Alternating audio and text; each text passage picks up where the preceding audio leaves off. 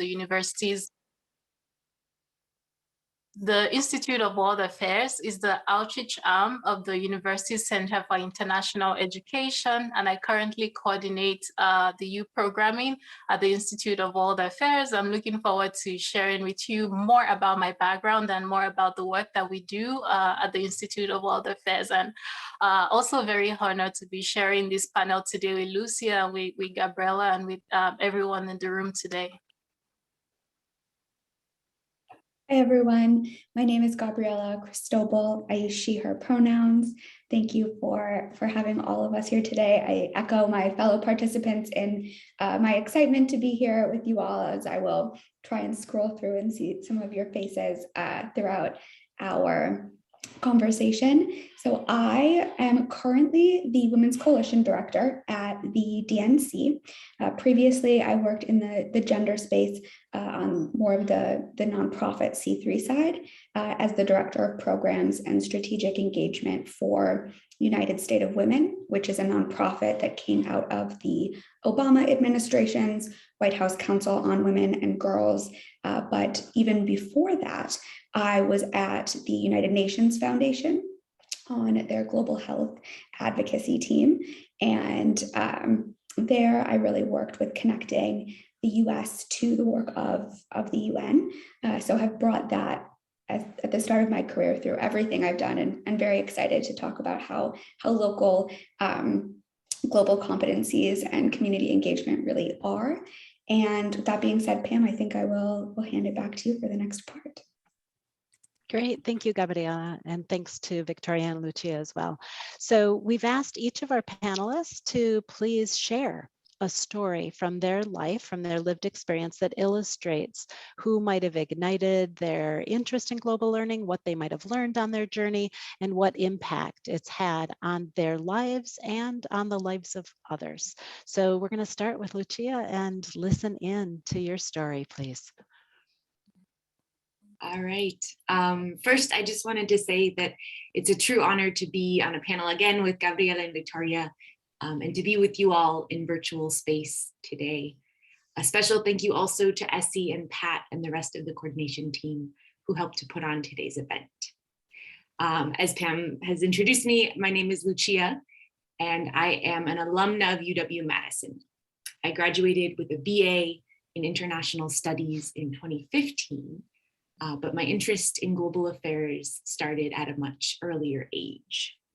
And so before I dive into what I want to talk about today, which is humility, adaptability, and sustainable goal number 3 on access to healthcare, I want to first put a little disclaimer here.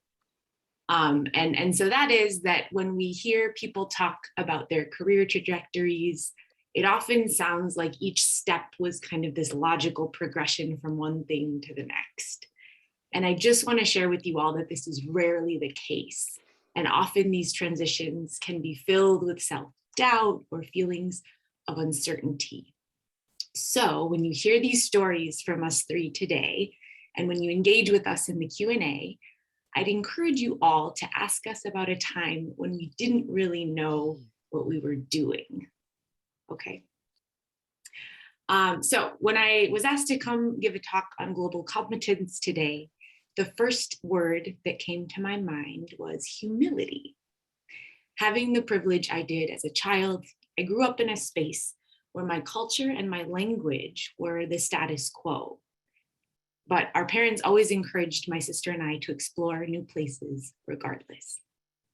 Experiences I had as a young adult abroad as a foreign exchange student in Italy, an English teacher in Honduras, and a Peace Corps volunteer in the Dominican Republic all humbled me to what the world feels like outside of the status quo. There's always a new word to learn or a new food to try. There's always a new place to visit, and it can be really exciting.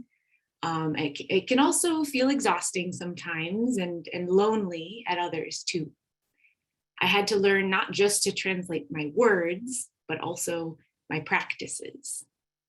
In Italy, I learned to never go to bed with my hair wet so I wouldn't worry my host parents. And when I lived with Honduran roommates and didn't greet them in the mornings, I learned that I was offending them and quickly changed my morning routine to include a hearty hello to each one of them, so that I was fitting in more with their expectations. When I was in the Dominican Republic, I remember kind of initially being upset when I would sit down next to strangers on buses and they would ask me for a bite of my cookie or a sip of my water when I sat next to them and opened a snack. I've since leaned into this more collective existence in community. The reciprocity of sharing when you have more than you need means that when you have less than what you need, someone is always there to step in with a bite of a cookie or a sip of water. So it was through approaching these new situations with humility, i.e. entering into a space where I could be humbled by a new status quo and humbled to change what I thought was common sense or the right way to do something. It was through this humility and through this gaining of trust with people around me that I was invited in to participate in the everyday lives of these new communities in which I found myself. So bringing all those intercultural communication skills home with me, I served as a bridge leader at UW-Madison for several years and would welcome international students to campus by organizing different cultural activities. So I remember we planned an evening of s'mores, or we planned sort of an outing to go to a football game. I also volunteered at the Literacy Network in Madison, where I taught English to speakers of other languages. And it seemed that wherever I went, I'd find someone from another place who was eager to tell me about themselves. Now, as a PhD student at the University of California, I'm able to empathize with my international colleagues who, for example, can go so long without seeing their families. But I'm also able to share in this joy of exploring a new place for the first time. These experiences abroad and at home have taught me humility and adaptability, but they've also given me a more complete view of what justice looks like. So there are all these great ways that these lessons show up in your private life or in your personality, as I've highlighted above. And there are also ways that gaining global competence shows up in our professional lives and in our career trajectories. And this I'll connect to my comment on justice just now. Something else that tends to happen when you're abroad or with people that don't share your same cultural background is that they ask a lot of questions. And so during my time abroad, people were often really curious about the United States. And so a lot of people had some ideas on what we wore or what we ate or how we would act. And I often fielded questions on, for example, what an American prom was like. But there were trickier questions about American foreign policy decisions and what I thought about them. And originally, these harder questions were my least favorite to field, but they're also what pushed me to the career path that I'm on today at a doctorate program in political science at the University of California. I most closely identify my work within the field of critical global health, meaning that I look at power relations and how they influence the ways that healthcare around the world is structured.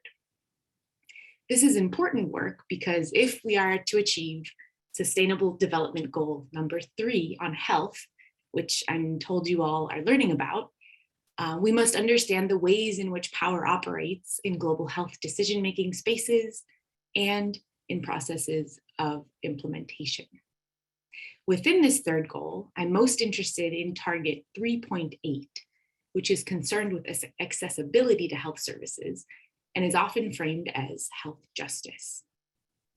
My research questions are essentially the guidelines for my investigation, and they center around how different institutions define the human right to healthcare and what this means for people in practice at the local scale.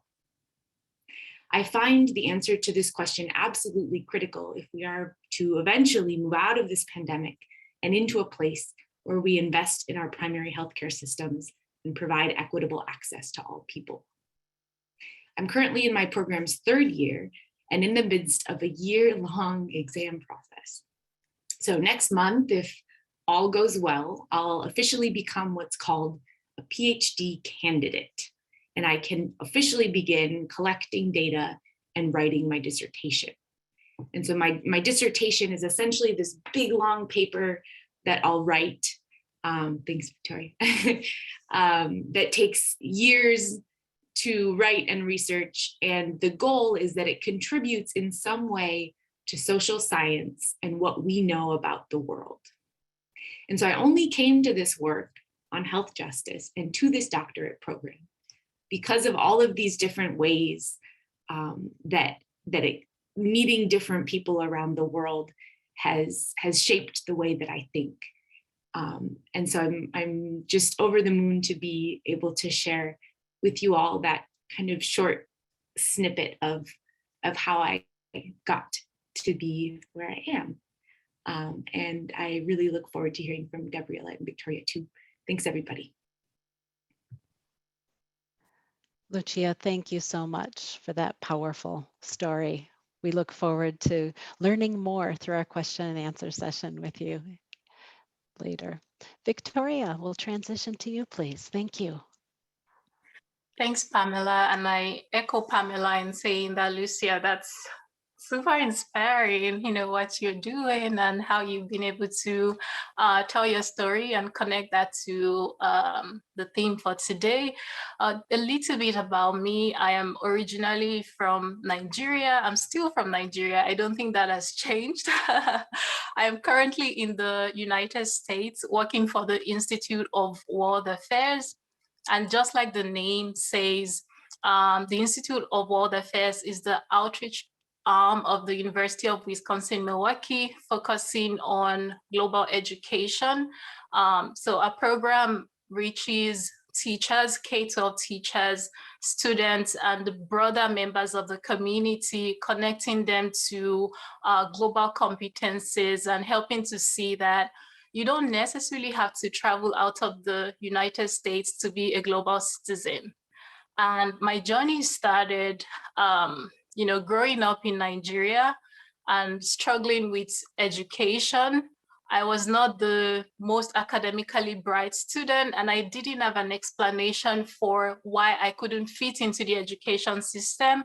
But I'm very grateful for the education that I had, because that was also what opened my eyes to how education can be transformative and life-changing. And the more that I progressed, I began to learn how I can take action in my own community. And I started a foundation when I was 19. It's called One African Child. And the goal of this organization was to engage young people as actors and leaders. When we think about young people, the perception is often that they are beneficiaries of educational programs and services. But it's also important to be able to see young people as partners and as leaders in their own rights. That as a young person, you can, take action in your local community, which was what I did by starting a foundation. Another part of what inspired me to start One African Child was the idea that every child has a potential, and education should be a lifelong learning concept. It shouldn't just be about going to school to become a doctor, a lawyer, or an accountant or an engineer, which were the highly respected professions in Nigeria. If you were, for example, a poet or an artist, that is not well regarded in Nigeria, because how are you going to be financially sustainable? How are you going to be able to take care of your family? So the work that I've been doing for nearly a decade now has been focused on global citizenship education and starting that at the foundational level. So in Nigeria, we were doing a lot of out-of-school programs where we expose children to, activities that are aimed at empowering them with lifelong skills like empathy, active listening, peace building, and conflict resolutions. And all of these indeed are connected to global competences, and also showing them that it's so important to be proud of your heritage and identity, because in Nigeria, you know, a lot of Nigerians are curious about what is going on outside of the country, but what about knowing our own history? There was a time when I asked a child to tell me some countries in Africa, and they were mentioning European countries, and I was shocked. And it was so important to be able to educate them, to start, you know, from knowing our own heritage, where we come from, and being very proud of that. And that work with One African Child was what has led me to working with the Institute of World Affairs. About 4 or 5 years ago, I first came to Milwaukee to lead a workshop for over 200 high school students on global citizenship education. So connecting that also to the UN Sustainable Development Goals, because the 17 Sustainable Development Goals, they are aimed at looking at how we can build a more sustainable world, a world that we can pass on to our children and future generations to come. And even though these goals are very important, they can also be very high level, and there's a disconnect at the local level in understanding how can we, you know, make these goals applicable in a very small community in Wisconsin. How do we solve issues like no poverty, no hunger, quality education, and lifelong learning, you know, peace and strong institutions? And so the work that we do at the Institute of World Affairs is really working with different community partners who share the same goals as us in building a more peaceful world and facilitating engaging sessions with young people, many of them at the elementary and high school level, breaking down all of these, you know, theories about the UN SDGs has been something so high level, and bringing that to, you know, simple projects that these children can, you know, feel connected to. So to give you an example, a typical activity can look like asking the kids, what are some issues that you care about in your own community? And from my experience leading workshops with students at the Milwaukee Public Schools, a lot of them care about issues like putting an end to gun violence, and also addressing, you know, gender inequality, and also, you know, making sure that the environment that we live in is sustainable, clean water, and so on. And then connecting these different issues that they see in their local communities to the global goals. And it's also the idea that global citizenship is really not about traveling overseas, because I do know that, you know, everyone is curious about what goes on in other parts of the world. Some people in Europe and North America are curious to know what is going on in Africa, in Latin America, in Asia, and in other places. And people in these other parts of the world also want to know what is happening in other parts of the world. But the idea of global citizenship isn't so much about the number of stamps on your passport. It's not necessarily about traveling. It's about the mindsets that you have. So through our program, we are teaching, young people about these important global competencies, like Lucia has mentioned about cultural humility. You know, just knowing that just because a country might look like a third world country doesn't mean that there's not a lot to learn from them. It doesn't mean that they are not innovators or change makers coming out of this part of that world. And it's so important that we are learning, that we come to the table with an open mindset to learn, not to assume that we know about other people and their culture based on what we read in the news. So a lot of what we do, facilitating experiential activities and also empowering teachers with the skills to take this into the classroom. As a non-governmental organization, our reach can often be limited. So there is like a number of schools that we can go to, but we also facilitate teacher training programs so that we are directly working with teachers who want to bring these global competencies into their classroom to be able to take it onto their students, just to build on what Lucia said, because again, I heard a lot of cultural humility, empathy, some of the skills that I think that is equally important is systems awareness. I think we all want to contribute to making the world a better place, but it's so important that we're able to also get to the root causes of these problems. For example, when we talk about issues of racism, what are the underlying causes that's promoting this intergenerational, racism, and how do we address some of these issues? I think having a systems lens is so important to see how different parts come into play. So when we want to think about making change, we have to understand that there is no one solution. For a group, it could be working to change policy. From others, it could be making sure that we're educating people through schools, through through the community and through different areas. So those are some of the things that I could share, and I would not want to take up space. I'm sure Gabriela has a lot to add as well. So I'm going to pass on to Gabriela to share. Phew, what beautiful themes are being shared already. Thank you so much. Can you all hear like the passion and commitment and level of engagement in these stories? Great stuff. Thank you. Gabriela.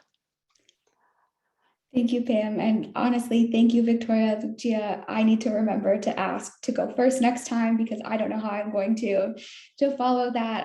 Everything is so spot on with what I want to say as well. And I appreciate everything you both have shared. And I won't take up too much time because I think the question and answer is always the most fun. But I grew up in a multicultural household in very small parts of Wisconsin.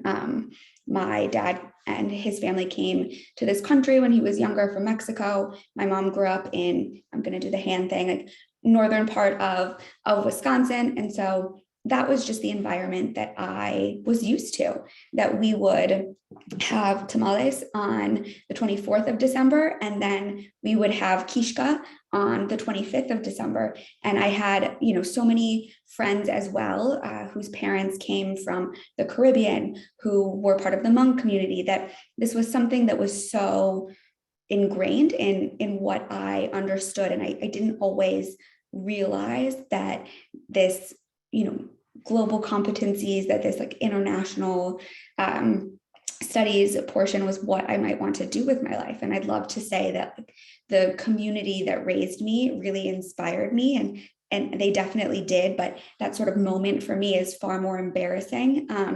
I was watching a Mary-Kate and Ashley movie, and they were doing Model UN, and I was like, this looks like so much fun. And so I started doing that in high school, about the age you all are.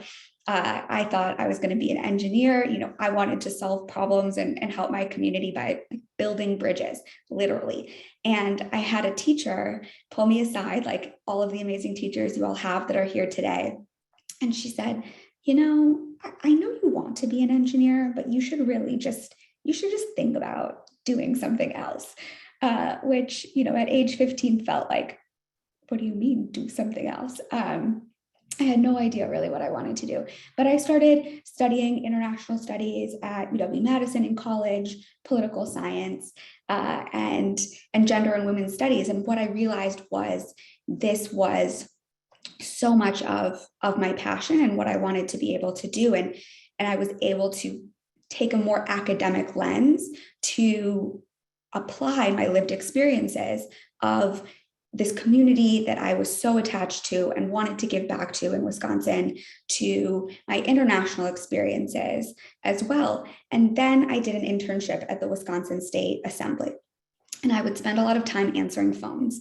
And that seems sort of like standard intern work, but I loved it because somebody could call and say, I am having XYZ problem, or I don't like this thing, or I love this thing. And I was their first experience sometimes with state and local government. And they would say, I have this opinion, and I was able to help get them to the right resources or help them navigate a situation. Or maybe all I could do was write something up and pass it along to someone above me. But I was this bridge between constituents and people elected to do this work. And for me, it just sort of put together, the TV show that I had loved, my lived experiences to advocate for these things. And that in my first job out of college, I was working at the UN Foundation, which has two big missions. One is to connect the US to the work of the UN. So the SDGs were a huge part of what we did, but then also to further the work of the UN.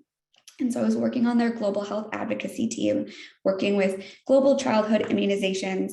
Before, we talked about them with the same lens of the past few years. But what I would do is I would work with people across the country and help them advocate to their members of Congress. And this was for US spending levels. And I'm not going to go get into appropriations and all of that, because I will lose some of you and I will maybe lose myself as well. But essentially, what I was doing was bringing people to Congress to talk to their members of Congress about the importance of strong US funding for the World Health Organization, for USAID, for a lot of global and international alliances. And what I found, and what was so valuable to me about the work that I was doing, was that these were people who were like me, who had this global understanding. And Victoria, you were talking about this as well. It's not always traveling to other parts of the world. And as great as those experiences have been for me and for many others, it was looking at your community. What is the impact of strong global cooperation if you live in the south of the US?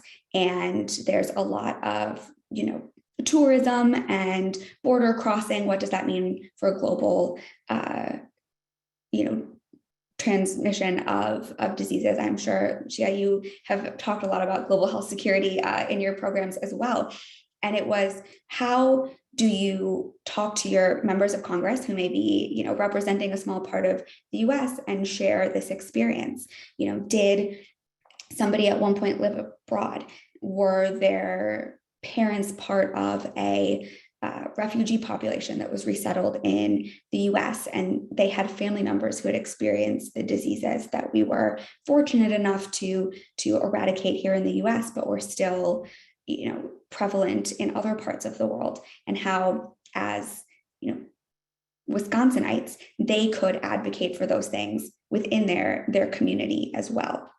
And to me, I'll just build off really of what Victoria said so eloquently, is you can travel to other parts of the world, but people ask you, what is it like where you live?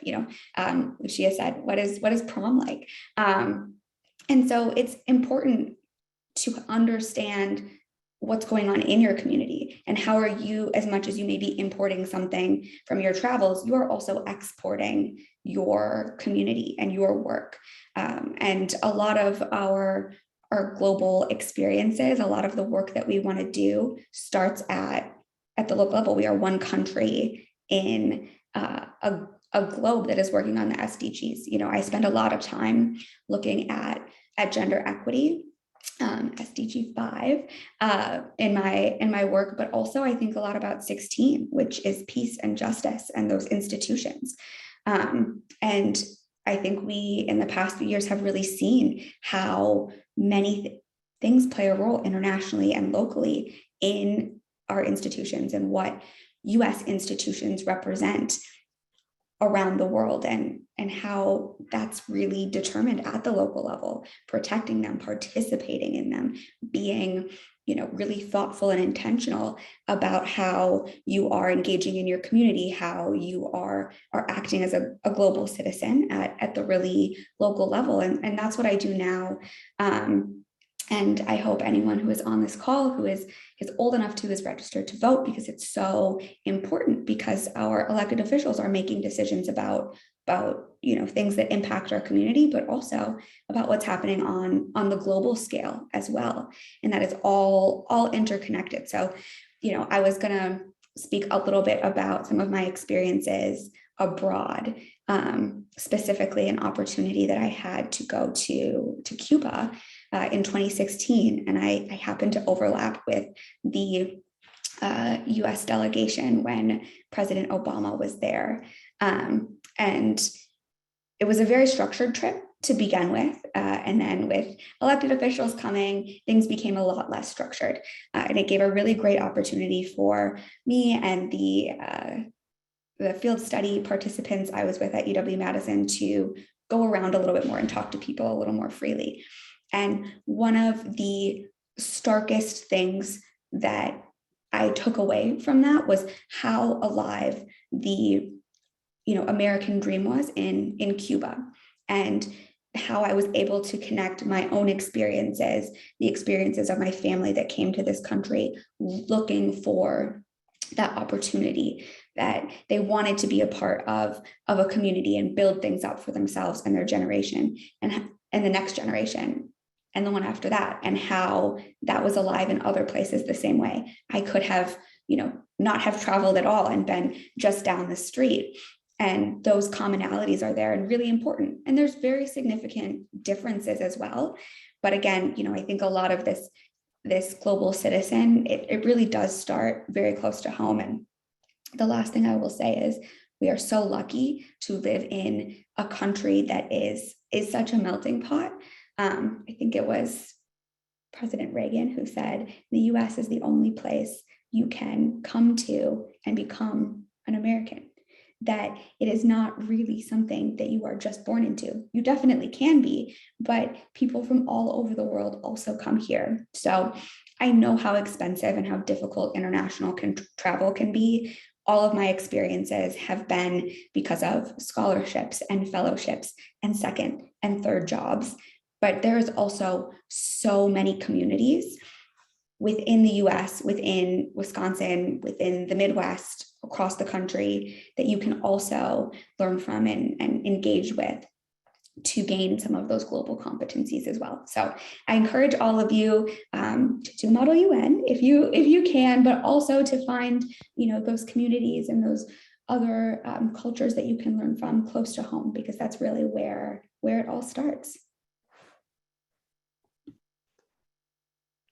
Thank you, Gabriela. Thanks to all three of you. I kind of captured some notes as I was listening, and some of the themes that you shared with us include global citizenship is about more than travel, right? It's about mindset and heart space and engagement. It's about systems level thinking and the communities that raise us and how we can serve as a bridge to others, and for others to be a bridge back into our communities, how we can think about the export and import of culture and perspectives and learning, right? It's not just about goods, it's about exchanging ideas and possibilities. And how can we make sure that we're lifting representation and participation with intentionality in our roles as global citizens right here at home, and not forgetting the positive potential of this American experiment or the American experience and the responsibility that comes with that in the world. So that's what I heard.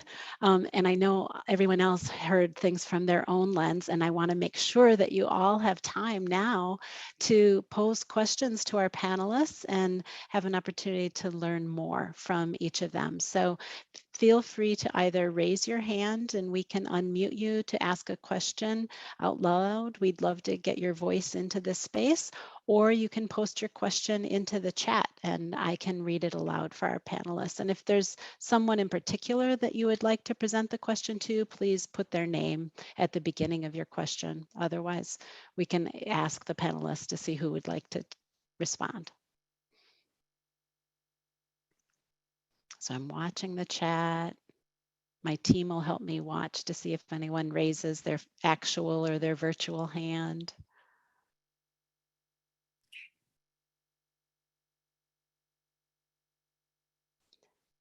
And while we're waiting for people to consider their questions, I'll just start us. And Lucia, you suggested this question as you joined us this afternoon. How would each of you respond when your efforts are not successful? What is your advice in those situations of struggle and things aren't going as you had hoped they would in this work? Anyone want to take that on?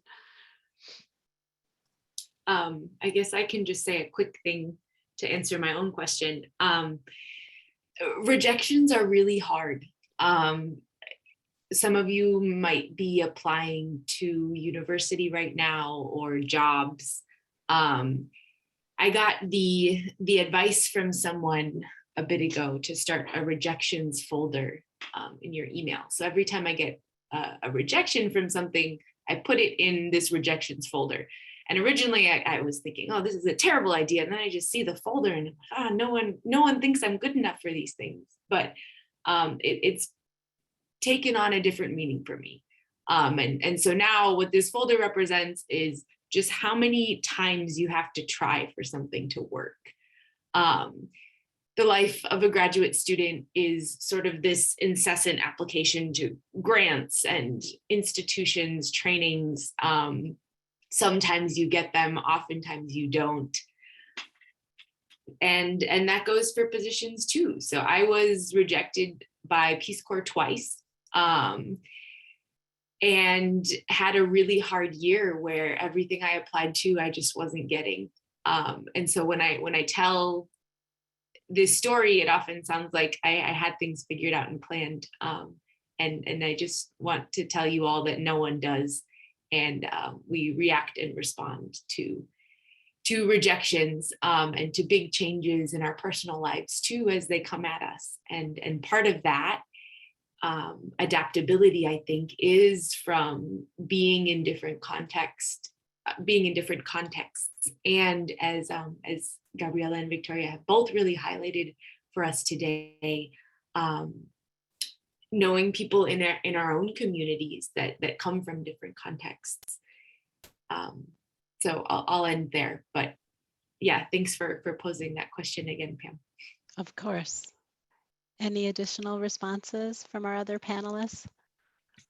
I can add to that. I would say also it's important to approach life and situations with a growth mindset. And I think that's an important competency for every global citizen or anyone who aspires to be one to have.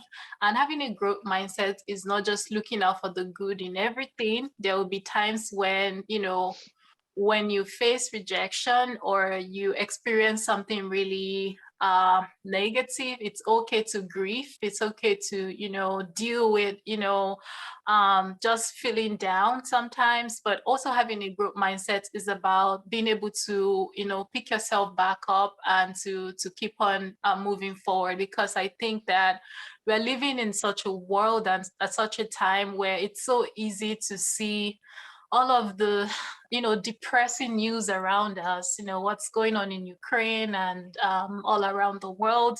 But it's important that we look out for the positive also, like how do we move forward? How do we move out of this? Like I would say that having the ability to be able to refrain when you're feeling like, when you're feeling down or you feel like something is not going well, to reframe and, ask yourself, how might I look at this from another lens, from a new lens? I think that's also very important.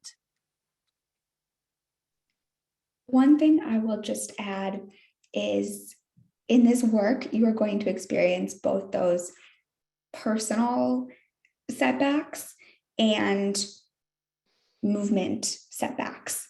I've worked in the advocacy space for a while, and sometimes the bill I'm advocating for does not pass. And it is so hard to have put so much of yourself into this work as well, when it is so personal. You are advocating for things for your community and that, you would benefit from and can be life or death as well. And something that I found as I have spent more time in this space is that the fight does not ever end. These are setbacks, but you know why you are doing this work and what is at stake, and why, even if it feels like you are in a losing battle, there is an importance in showing up, and you show up for the people who also cannot show up for themselves. And then on the personal level, I will say similarly, it's all a bit of perspective. If you look at my career so far, you could pick certain points out where I definitely felt like a failure, or I was rejected from something that I just knew was right, whether that was a school or a program or a job.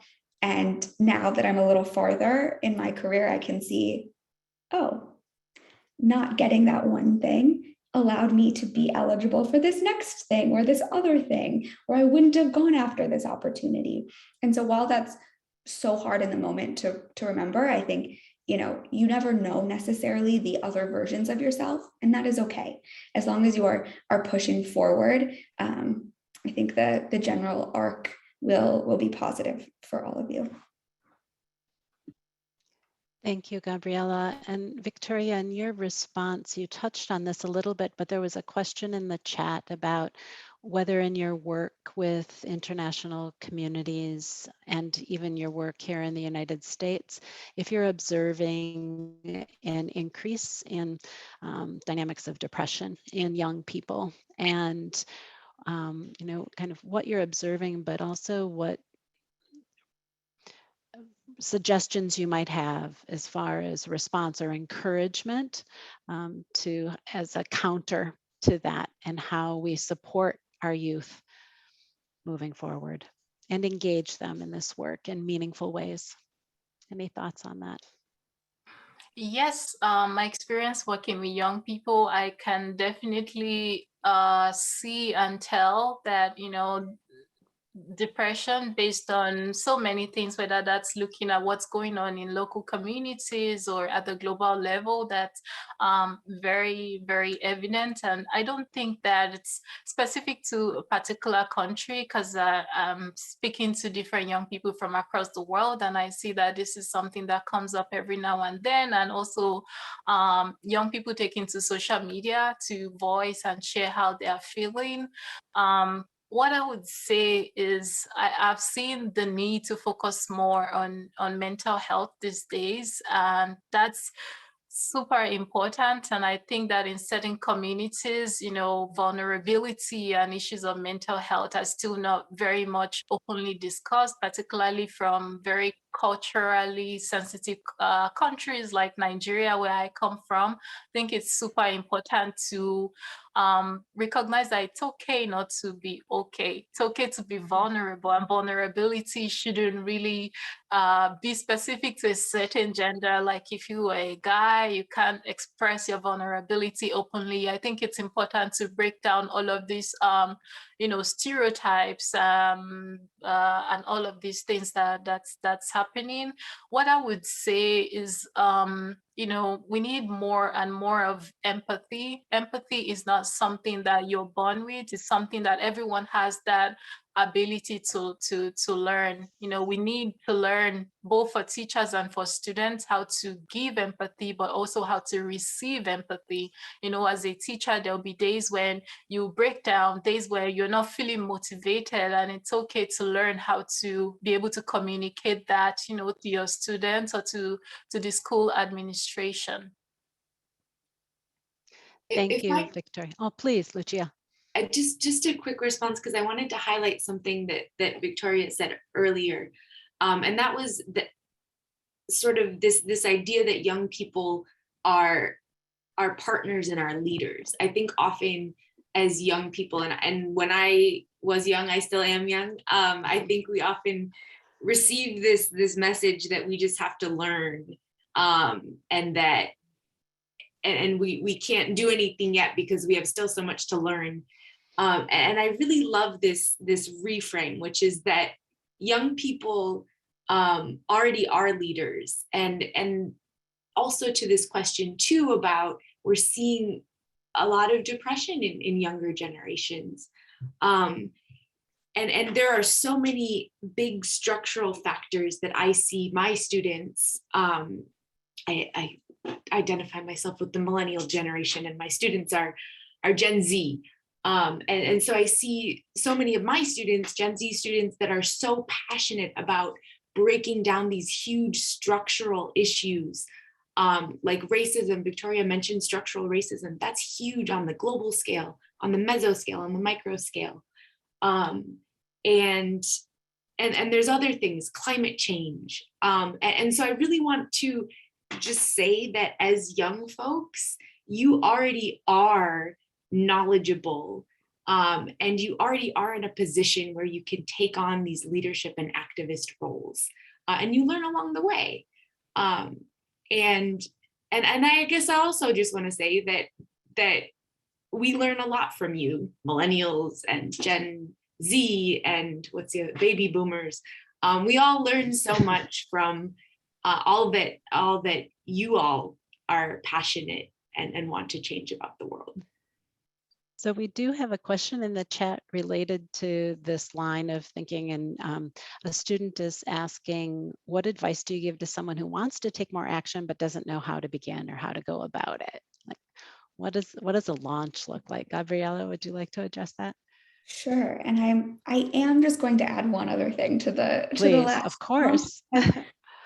You know, I also want to say that the last 2 years have been, uniquely difficult for young people. And I do, networking, and people ask me like, oh, what should I be doing for career stuff as well? And I can't even begin to answer or address things through the lens of like what you all have honestly lost.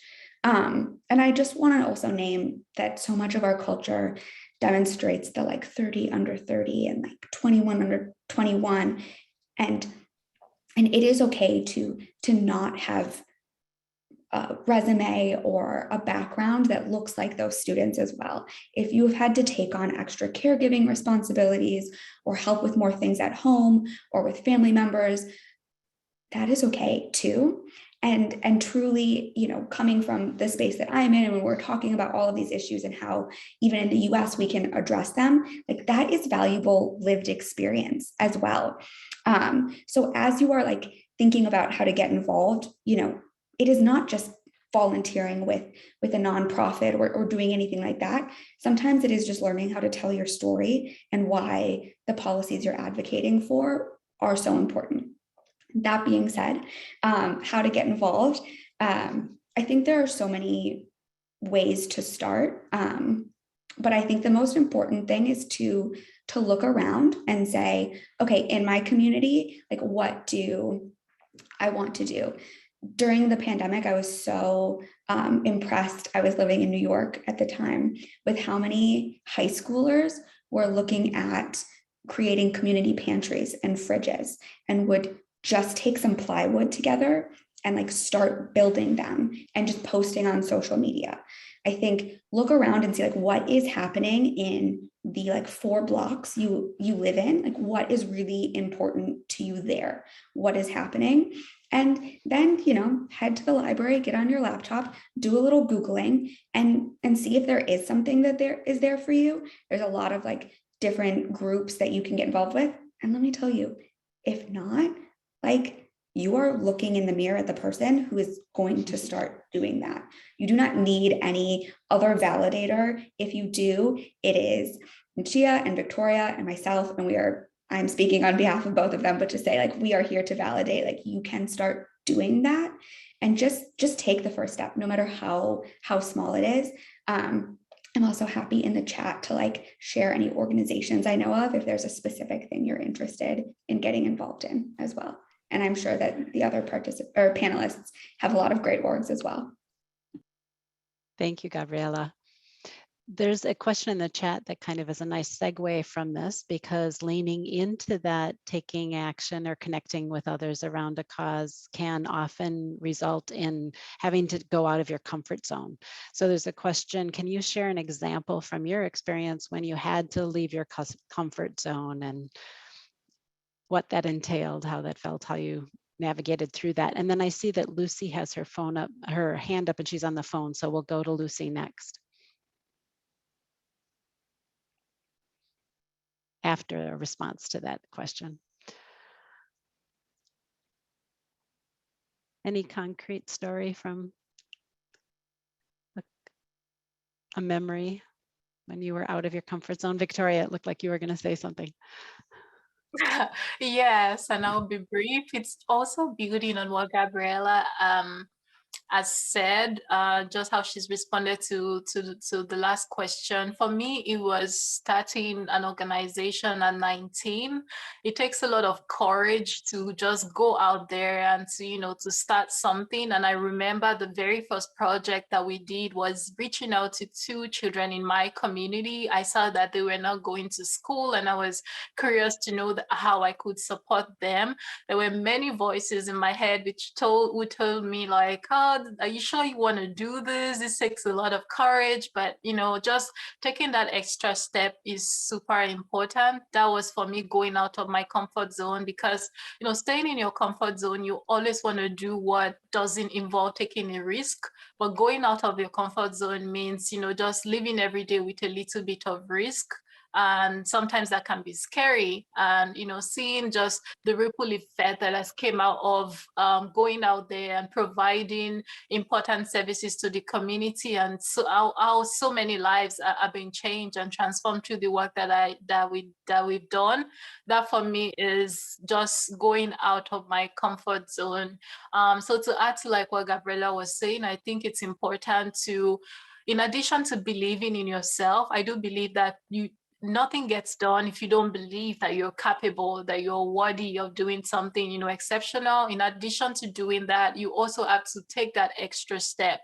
There are so many initiatives in our communities and around us, whether that is volunteering at the food pantry or just supporting an online campaign. But it's not enough just to talk about what you will do. You have to kind of like overcome your fear and actually go out there and do it. Thank you. I'm going to unmute Lucy, and we'll. Okay, thank you very much. I am a Spanish teacher here based in Tampa, Florida. And I have noticed this trend of depression in the youth, and I have talked to them. So my question is, first, I think events like this with teachers and students are very valuable. But of course, we need more quorum, and congrats to Madison for this great effort. Taking some risks, I will mention some influencers in the youth that I remember according to my conversations to the kids. They are, yes, parents, teachers make great efforts, this university to be influencers in the education of the kids with good deeds and all of what we are talking, and you, Lucia, Victoria, and Gabriela are doing very well. It's great. It's awesome. Congratulations to you too. But talking about these other influencers that are in the community, in the daily life, what do you think we teachers and all the institutions that care for the kids should do when seeing these kind of things, like songs of famous singers like Adele's, the British singer, or TV programs like Japanese animes like Kogyo's or Attack on Titans, where you see lots of depressed people doing this. And finally, the message is life is not worth, and my effort is not worth. It's a lot I have to do. And finally, I just don't want to live. And this is very strong, unfortunately. I have seen excellent kids with great grades, very high grades, AP, good students for advanced placements, and at the university too. And still they have from time to time these feelings, and they have been to those special hospices or hospitals that we have here in the United States.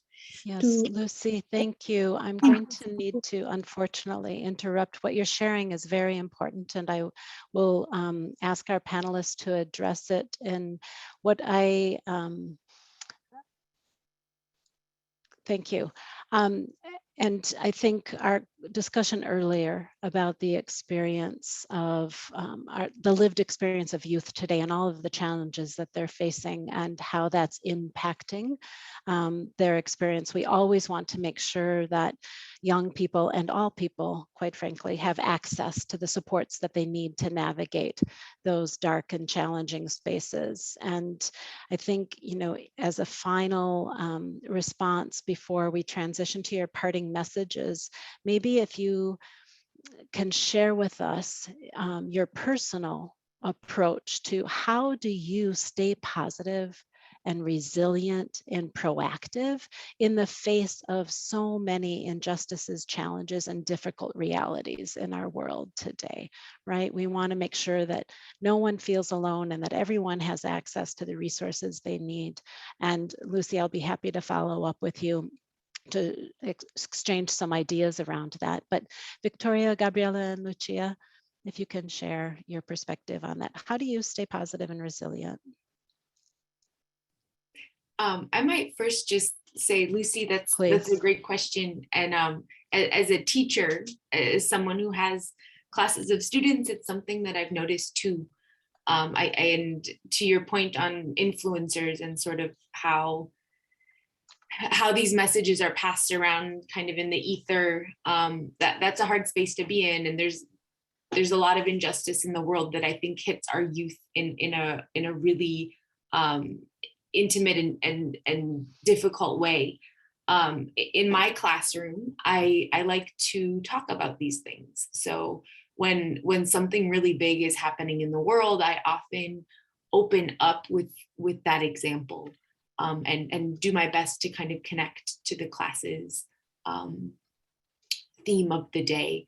And I find that a really important thing to do as a teacher, just to give these students space, structured space, to be thinking about what these things mean in the world. So thank you for your question. And then as to Pam's, how do you stay positive? Some days you don't. Some days things are just really hard and they're overwhelming, and you decide to just not be okay for the day, to echo something that Victoria said earlier. And then hopefully you can have a good night's sleep and talk to a dear friend or your mother, and feel a little bit better the next day. But it's okay to not be okay sometimes too.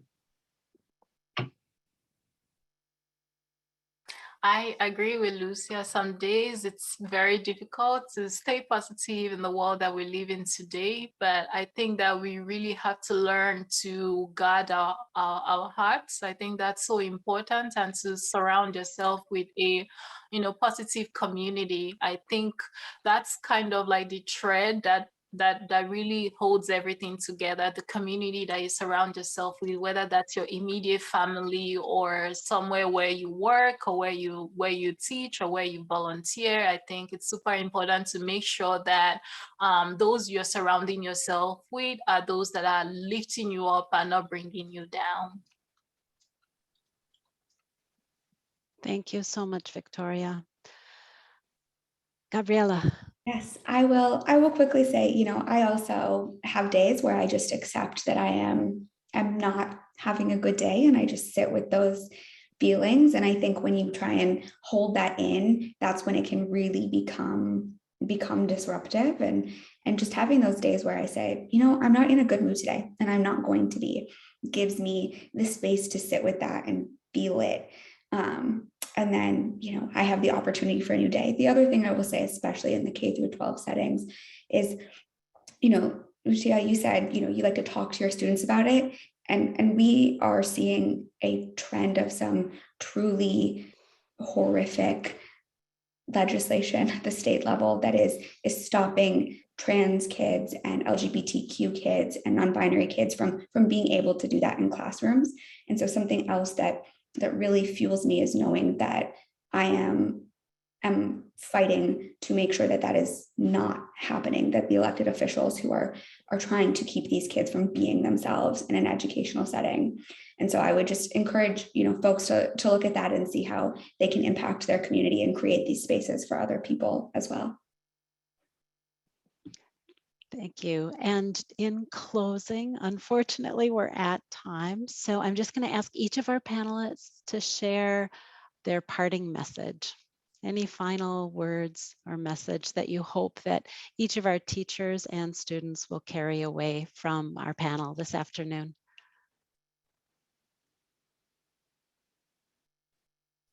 Stay curious. That's mine.